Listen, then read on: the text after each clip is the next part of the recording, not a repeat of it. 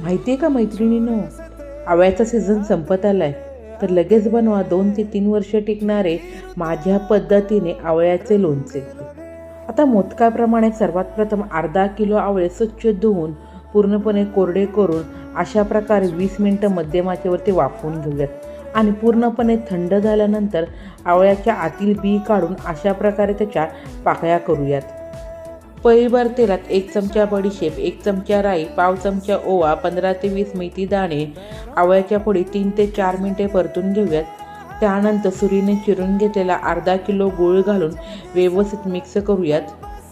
1 चमचा लाल तिखट, अर्धा चमचा जिरे पावडर, पाव चमचा हळद, पाव चमचा हिंग, पाव चमचा साधं मीठ आणि पाव चमचा काळं मीठ घालून अशा प्रकारे तुटक असा पाक तयार करून या ठिकाणी आवळा लोणचं पूर्णपणे थंड झाल्यानंतर स्टोअर करून ठेवावं.